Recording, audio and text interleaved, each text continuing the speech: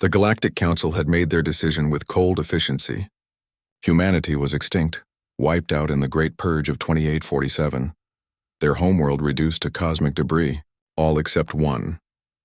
A small boy named Itzum, found hiding in the ruins of a colony ship, clutching a worn photograph of people he barely remembered. The council debated for mere minutes.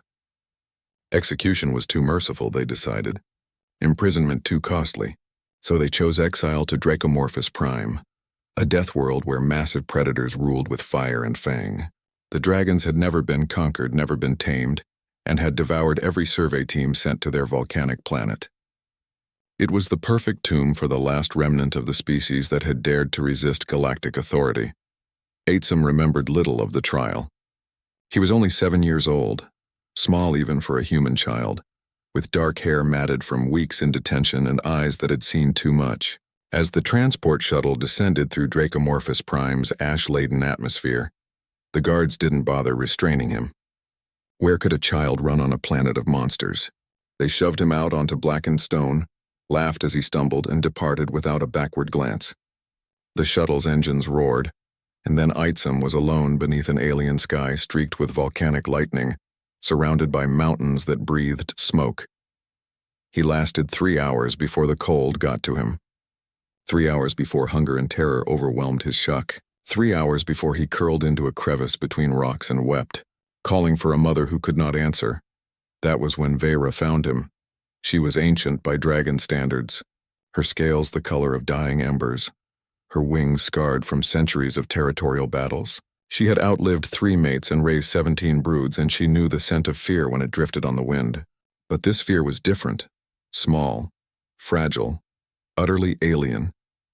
Vera approached the crevice with caution, her massive head lowering to peer inside. What she found defied explanation. A tiny creature, clearly not a hatchling of any species she knew, shivering and making pitiful sounds. It had no scales, no claws, no fire. It should have been prey. But when Itzum looked up at her with tear-streaked face and met her golden eyes, something stirred in Vera's ancient heart. She had seen that look before, in the eyes of abandoned hatchlings left too weak to compete. The look of something that knew it was going to die. Dragons did not pity. Dragons did not adopt. But Vera had always been strange, even among her kind. She exhaled a gentle stream of warm air into the crevice, driving back the cold. Itzum stopped shivering. Then, with movements careful beyond her nature, Vera extended one massive claw and gently nudged a chunk of cooked mountain goat toward the child. Food, the universal language. Itzum stared at the steaming meat, then at the dragon, then back at the meat. Hunger won. He grabbed the offering with small hands and ate desperately, tearing at it with blunt teeth that made Vera's inner eyelids flicker with something almost like amusement. Such a weak thing, yet it survived. Over the following days, Vera did something unprecedented. She brought Itzum to her nest. The other dragons observed with suspicion and confusion as the matriarch carried the strange furless creature in her claws, as gentle as if it were made of spider silk. They hissed their disapproval, but none dared challenge Vera. She had earned her authority through fire and blood. Itzum learned quickly, as humans always did. He learned which caves stayed warm through the night, which fungi were edible, how to read the shift in Vera's scales that meant a storm approached. He learned the dragon's language, not the spoken words, for his throat could not shape their ancient tongue, but the language of gesture, of posture, of respect. And slowly, impossibly, the dragons began to accept him. Young dragons found the human child fascinating. He could squeeze into spaces they could not, climb rock faces with his clever fingers, and make tools from bone and stone. When a hatchling got wedged in a canyon crevice, it was Itzum who wriggled through and guided it to safety. When the elders debated the best route through the mountain passes, it was Itzum who sketched maps in the ash with a stick, showing perspectives they had never considered. Vera watched him grow from terrified child to confident youth. She watched as he wrapped himself in shed dragon scales for warmth, as he learned to ride the thermal updrafts while clinging to her back, as he earned scars from learning to hunt alongside creatures that could swallow him whole. He was not becoming a dragon, that was impossible, but he was becoming something new, something that belonged. 5 years after his exile, when Itzum was 12, A Galactic Council survey ship returned to Dracomorphos Prime.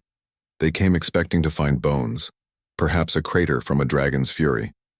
Instead, they found something that made their sensors malfunction with confusion.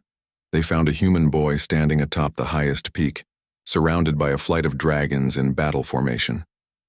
He wore armor made from interlocking scales, carried a spear tipped with dragon tooth, and his eyes held the fierce confidence of a predator. "Leave," Atsum called across the volcanic winds, his voice amplified by the canyon walls. "This is dragon territory. You are not welcome."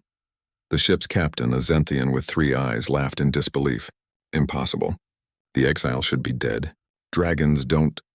Vera's roar shook the mountains, a sound that spoke of epochs and fury, of maternal protection turned to existential threat.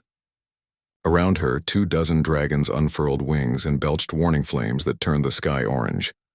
The Galactic Council ship retreated in panic, their reports later dismissed as sensor errors or fabrications. But those aboard knew what they had seen. Humanity's last son, adopted by monsters, protected by fire. In the council chambers, the incident was buried. They could not admit their perfect execution had transformed into something unprecedented. They could not acknowledge that in trying to erase humanity's last ember, they had accidentally forged a legend. On Dracomorphos Prime, Atsum sat beside Vera in the fading light. Her massive wing curved protectively around him. He had lost everything, his species, his world, his past. But here, among creatures that should have devoured him, he had found something else. He had found family. And somewhere in the cosmic void, humanity's ghost smiled.